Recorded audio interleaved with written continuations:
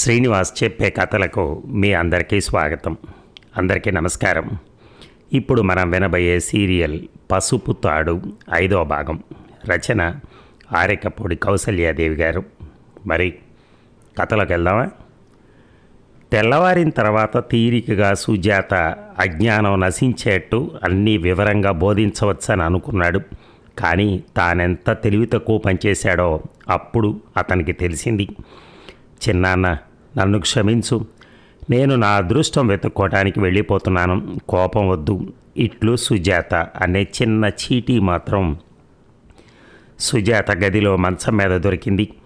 పైకి చెప్పలేని బాధతో విలవిలలాడిపోయాడు అమరేంద్ర. ఇప్పుడు ఏది దారి? తప్పక మోహన్తోనే వెళ్ళింది. అయితే ఎలా కనుక్కోవటం? అమరేంద్రకు తన ప్రణయ రహస్యం తెలిసిపోయింది అనే భయం ఆమెను ఇలా అనాలోచితంగా ప్రవర్తించేటట్టుగా చేసిందా? ఇక ఆలోచించలేకపోయాడు అమరేంద్ర. మోహన్ ఊళ్ళో లేడని మాటల సందర్భంలో తెలిసింది. ఆనందయ్య నెత్తి నోరు కొట్టుకుని దుఃఖించాడు. తమ్ముడు కూతురైతేనే, నా కూతురైతేనే ఇంటి నుంచి ఆడపిల్ల ఇలా వెళ్ళకూడదు. ఎందుకు ఇలా చేసింది?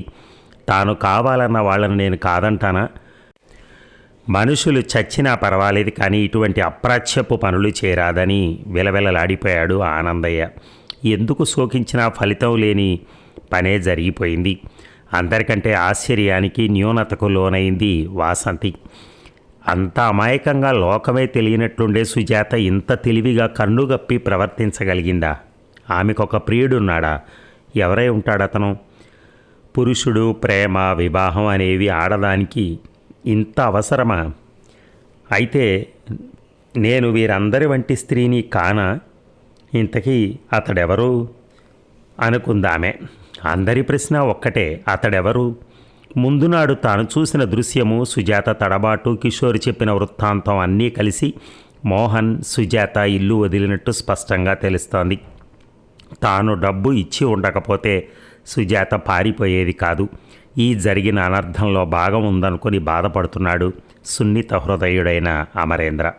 అయితే అతనిది ఎవరికీ చెప్పుకోలేని బాధ.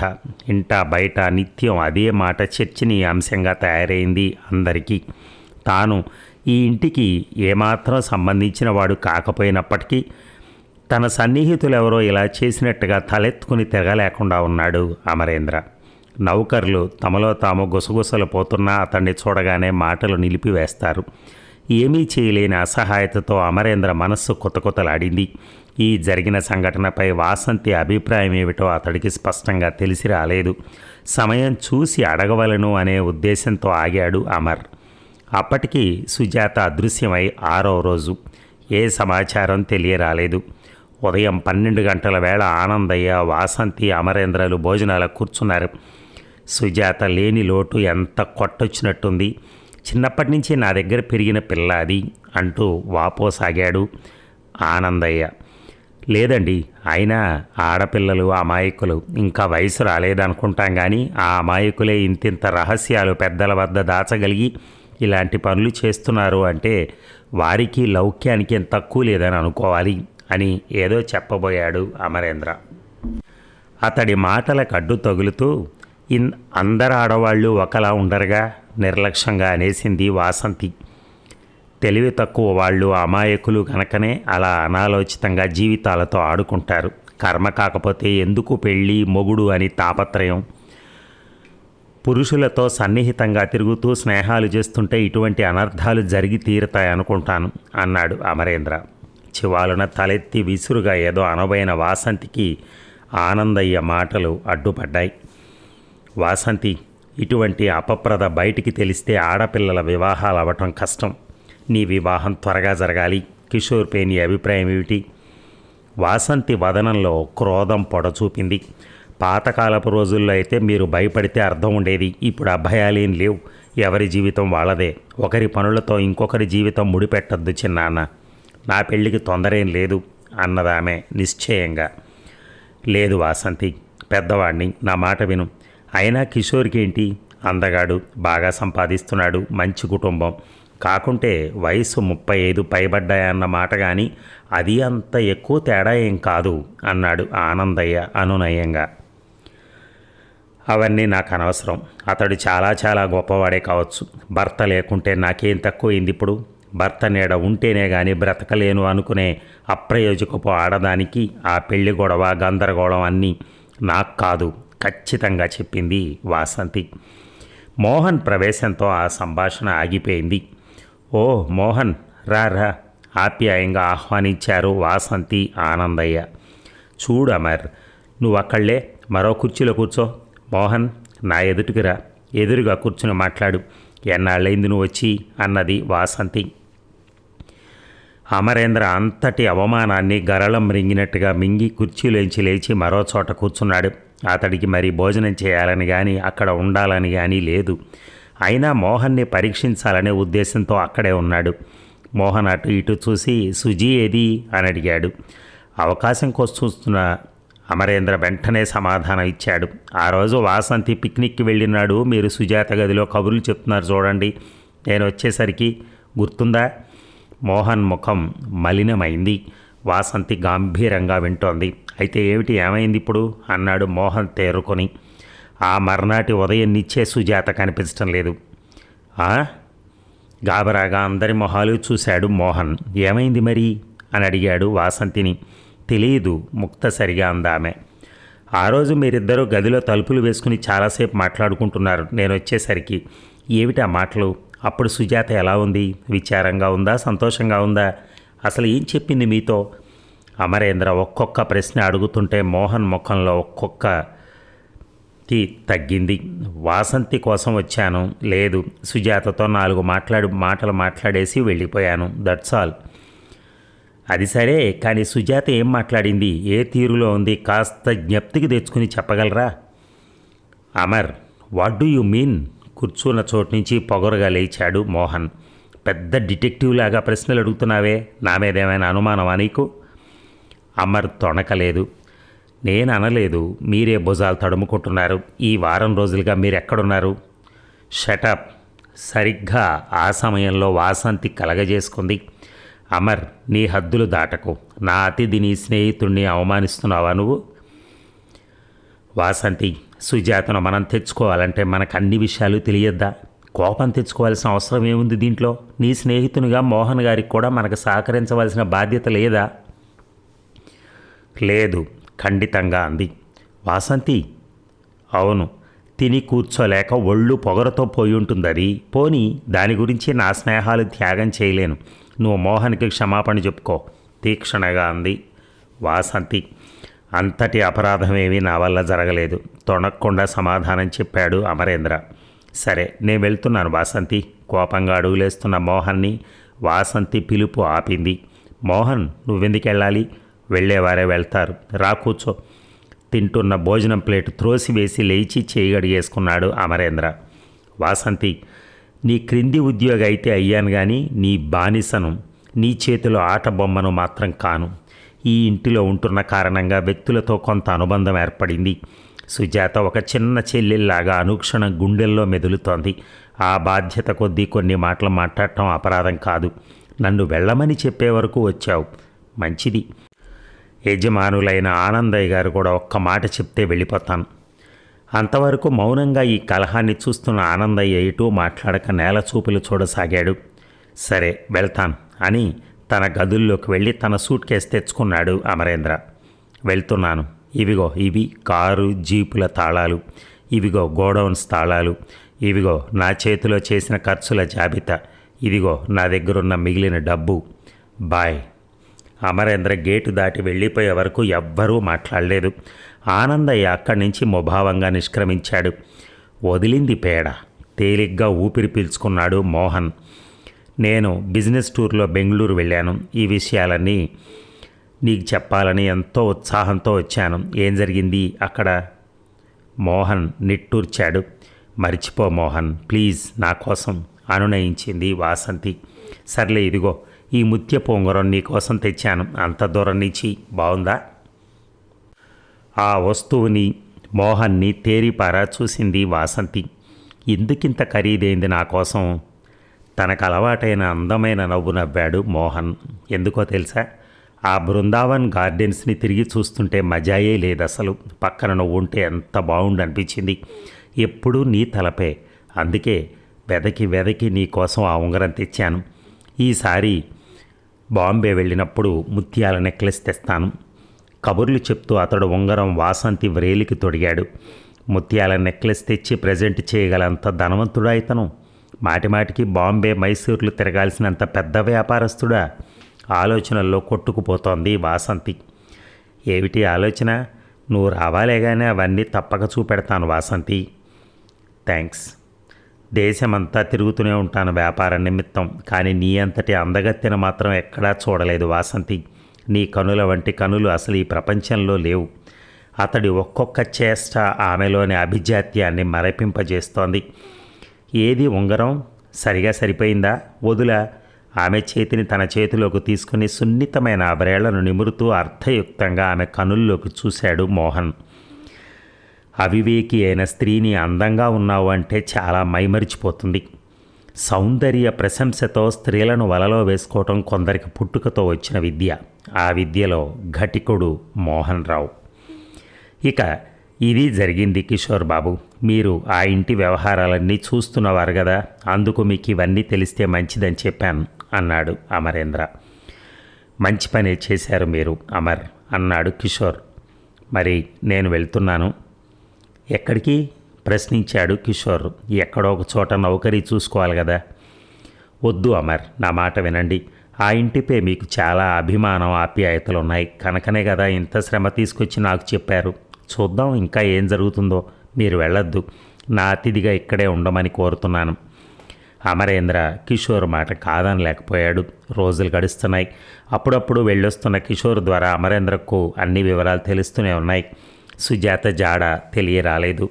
వాసంతి మోహన్ల వివాహ నిర్ణయం జరిగిందని, ఆ సందర్భంగా పెద్ద విందు ఏర్పాటు చేస్తున్నారని తెలిసి అమరేంద్ర వ్రయ్యలవుతున్న గుండెను చేత్తో పట్టుకున్నాడు కాసేపు. వివాహం ఎప్పుడు అడగలేక అడిగాడు అమరేంద్ర. వివాహం వచ్చే సంవత్సరం ఎప్పుడో, ఇప్పుడు కాదు అన్నాడు కిషోర్. ఆ రోజు అమరేంద్ర భోజనం చేయలేదు. కిషోర్తో సరిగా మాట్లాడలేదు. కిషోర్ అంతా గమనిస్తూనే ఉన్నాడు. అతడికి అంతా అర్థమయ్యి కానట్టుంది. కారులో బయలుదేరింది వాసంతి. తన వివాహ నిశ్చయపు కార్డులు తానే పంచిపెడుతోంది. హలో కిషోర్, మీరు పార్టీకి రావాలి అంటూ ఆనందంగా పిలవవచ్చిన ఆమె అక్కడ అమరేంద్ర కూడా ఉండటం చూసి చకితురాలైంది. హలో అమర్, ఎలా ఉన్నావు అని ముందు తానే పలకరించింది. బాగానే ఉన్నాను. నువ్వు తప్పక రావాలి అంటూ ఒక ఆహ్వాన లేఖ ఇచ్చింది. అమర్ మందహాసం చేశాడు.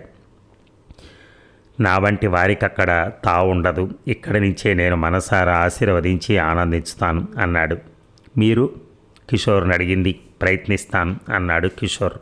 ఆమె వెళ్ళిపోతూ ఉంటే ఇరువురు యువకులు గంభీరంగా చూస్తూ ఉండిపోయారు. ఇక కిషోర్, అమర్, త్వరగా తలుపులు తెరవండి.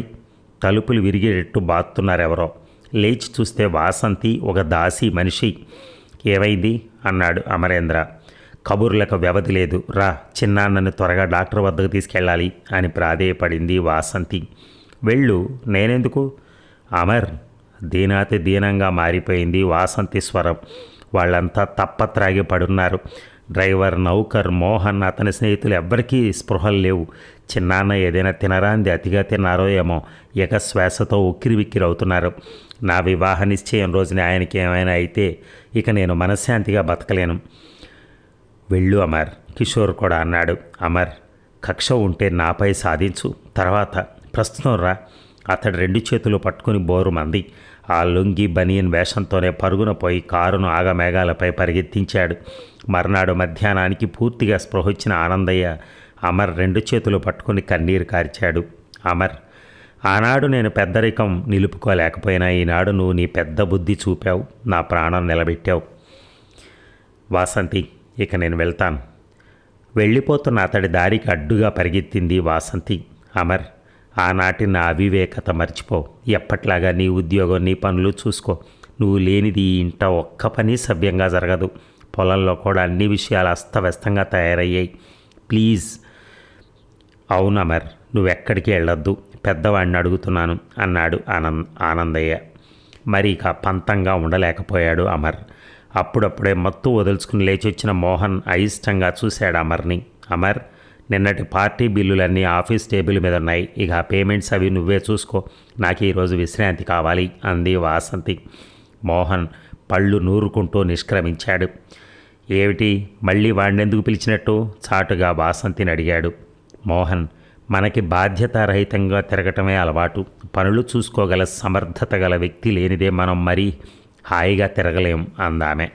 ఈ మాటలు నచ్చినట్టుగా మోహన్ మరీ తర్కించలేదు. ఇక కొన్ని ముఖ్య విషయాలు మాట్లాడాలని ఈ ముందు రోజు నుంచి చూస్తున్నాడు అమరేంద్ర. కానీ వాసంతి దర్శనమే దుర్లభంగా ఉంది. సరే, ఆమె గదికే వెళ్ళి చెప్తాను అనుకుంటూ అటు నడిచాడు అమరేంద్ర. అక్కడ వాసంతి మోహన్ల నడుమ ఏదో వాగ్యుద్ధం జరుగుతూ ఉండడంతో గుమ్మం వద్దనే ఆగిపోయాడు. రోజు సిటీకి వెళ్ళి నువ్వు చేస్తున్నదేమిటి? ఎందుకు ఇంతింత డబ్బు రోజు? వాసంతి కఠినంగా అడుగుతోంది. డబ్బు ఎందుకేమిటి, ఖర్చు చేసుకోవటానికి పెంకెగా అన్నాడు మోహన్. రోజు సిటీపై రావటం మాటల? ఎంతటి ధనవంతులకైతే మాత్రం ఎంత ఖర్చు? అయినా నేను ఇక్కడ ఉండగా నువ్వు ఒక్కడివి తిరిగి రావటం ఏమిటి అని అడిగింది వాసంతి. ఏమిటి, నువ్వున్న లాభం నాకు? విడివిడి గదులు, అందుకే కదా కాలక్షేపానికి పోయి వస్తున్నాను. వాసంతి సమాధానం చెప్పలేదు.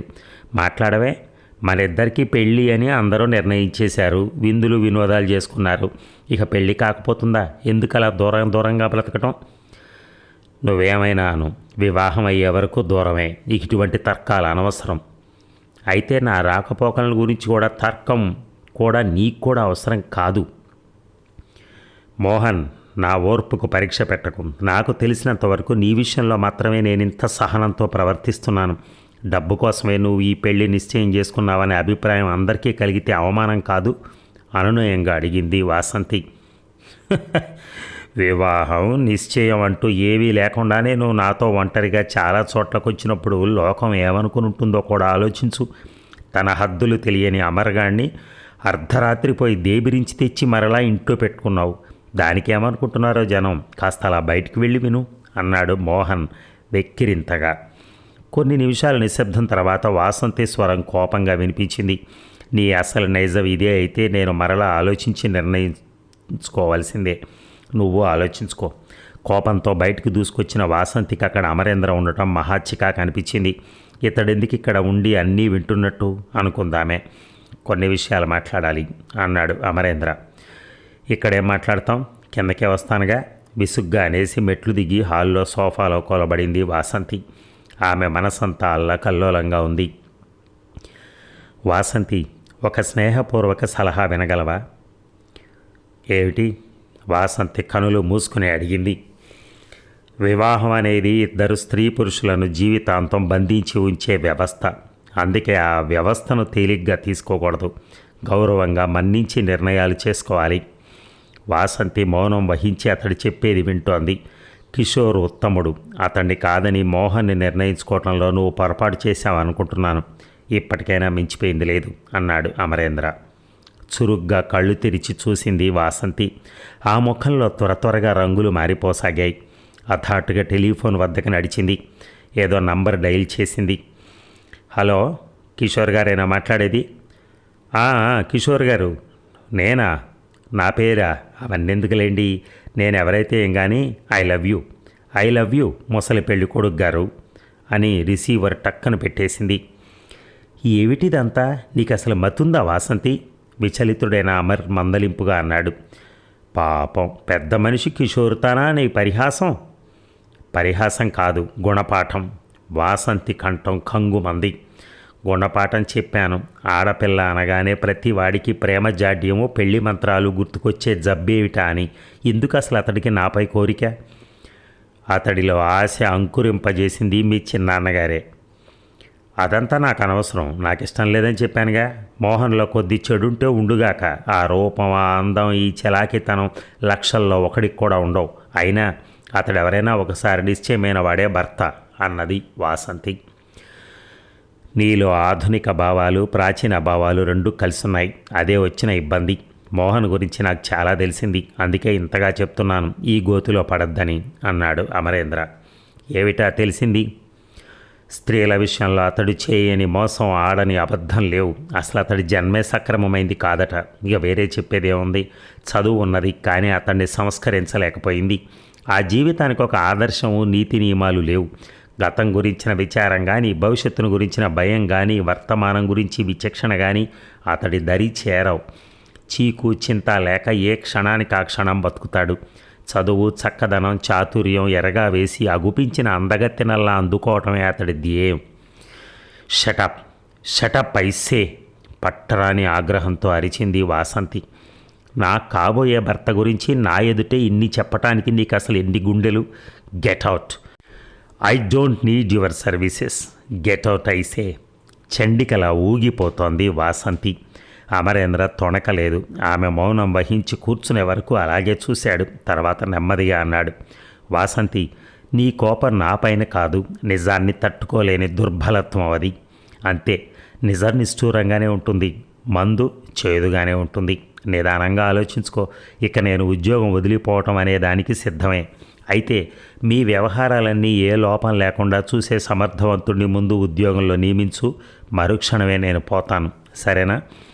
వాసంతి రెండు చేతులతో మొహం కప్పుకుని ఒక్కసారిగా బోరున విలపించింది. వాసంతి, బాధగా పిలిచాడు Amarendra. No, please Amar, please నాకేం చెప్పకు. నన్ను కొంచెంసేపు ఒంటరిగా వదిలి. Please go away. నాకేం వినాలని లేదు. వెళ్ళు. పొలం పనులు ఏమవుతున్నాయో చూడు. వెళ్ళి కారుకు రిపేర్ వచ్చింది, బాగు చేయించు. నా ఎదుటి నుంచి మాత్రం వెళ్ళిపో. నా క్షేమం కోరిన వాడువైతే నన్ను ఒంటరిగా వదిలే కొంతసేపు. ఉన్మాదినిలాగా చెప్పిన మాటే చెప్పి ధారాపాతంగా కన్నీరు వర్షిస్తున్న ఆమెను 2 క్షణాలు చూసి నిట్టూర్చుతూ నిష్క్రమించాడు అమరేంద్ర. మహారణ్యం వంటి మనసుతో 1 గంటసేపు అలా స్తబ్దంగా కూర్చుపోయిన వాసంతి ఆ దుస్తులైనా మార్చుకోకుండా తాను పొలం వెళ్ళిపోయింది మరో కారులో. 50 మంది కూలీలు పనిచేస్తున్న చోట గొడుగు వేసుకుని నిలబడిన అమర్ వద్దకు ఏకాఏకిన వెళ్ళి నిలబడి అమర్ అని ఆవేశంగా పిలిచింది. దిగ్భ్రాంతిని కట్టిపెట్టుకుంటూ కప్పిపుచ్చుకుంటూ, నడవండి, అలా షెడ్లోకి వెళ్ళి కూర్చుందాం, ఏమిటి పని అని అడుగుతూ ముందుకు దారి తీసిన వాసంతి కదలలేదు. పెద్ద పనేం లేదు, ఒక్క మాట వినిపో అమర్, నేను వెళ్ళిపోవాలి అంది పెద్ద కంఠంతో. పనివారంతా ఆసక్తితో వింటున్నారు. మీ మొహం ఏడ్చినందున ఉబ్బినట్టు అందరికీ తెలుస్తోంది, ఇక్కడేం మాట్లాడకండి, నడవండి అన్నాడు అమరేంద్ర అతి రహస్యంగా. పర్వాలేదులే అమర్, తెలియని అందరూ పకపకలాడుతూ ఉంటారు అంతేగా అన్నది వాసంతి. చేసేదేం లేక అమరేంద్ర నేల చూపులు చూస్తూ నిలబడిపోయాడు. అమర్, నా మాటలకు కోపంగాని వచ్చి నువ్వు వెళ్ళిపోయావేమో అని వెతుక్కుంటూ వచ్చాను. నన్ను ఒక పిచ్చిదానిగా జమకట్టి నా మాటలు లెక్క పెట్టుకోకుండా తేలిగ్గా తీసుకో, అంతేగాని ఎప్పుడు నన్ను వదిలి వెళ్ళిపోకు. నీ అండలేందే నేను ఒక్క అడుగైనా ముందుకు వేయలేను, అది చెప్పటానికే వచ్చాను. వచ్చినంత వేగంగా వెళ్ళిపోయింది వాసంతి. సముద్రపు ఆటుపోటుల వలె ఈ అమ్మాయి అనురాగాన్ని, ఆగ్రహాన్ని కూడా నిగ్రహించుకోలేదు. ఈ ప్రపంచంలో ఎలా బ్రతుకుతుందో అనుకున్నాడు అమరేంద్ర. తమ పనులను మాని సినిమా చూస్తున్నంత వేడుకగా చూడసాగారు.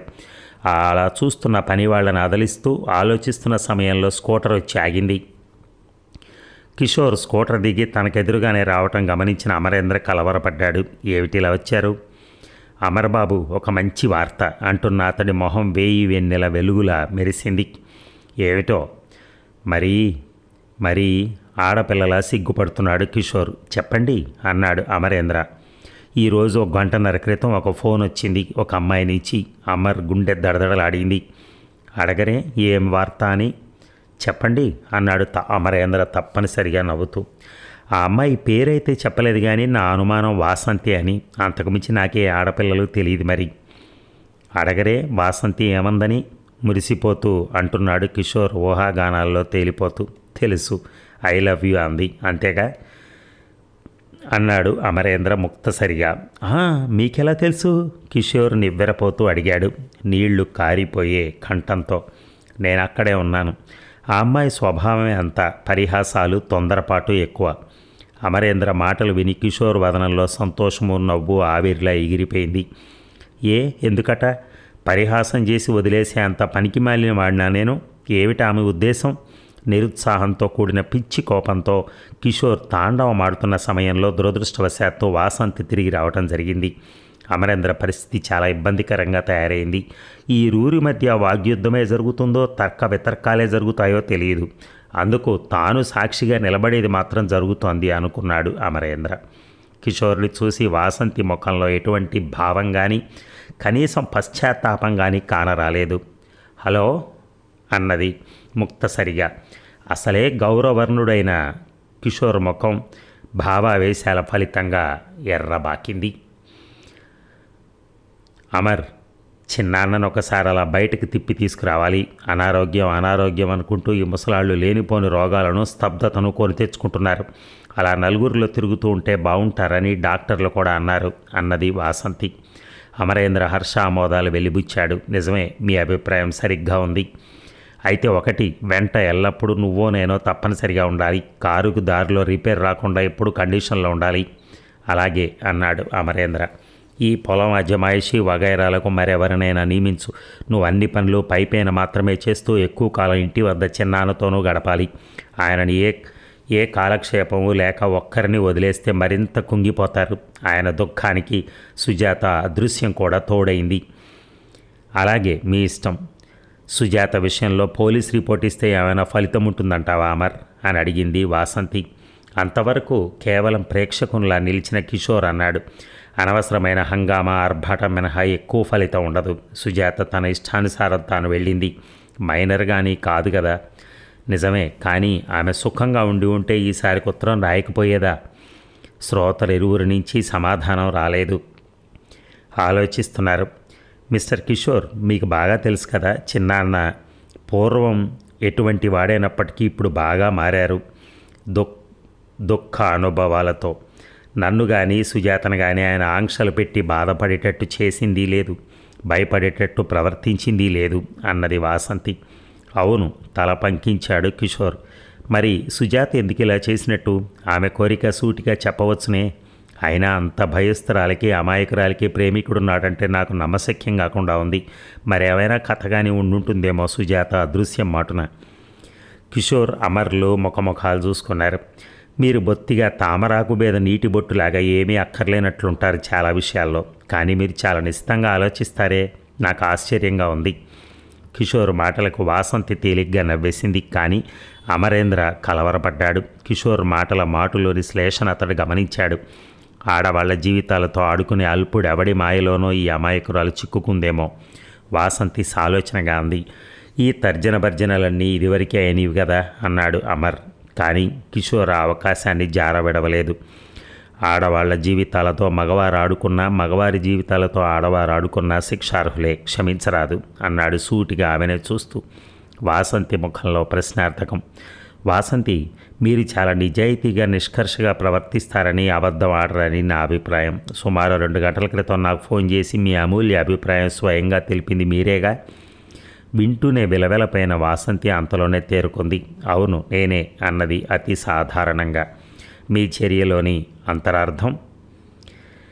మరి ఆమె అంతరార్థం ఏమిటో మనం రేపు విందాం. Thank you.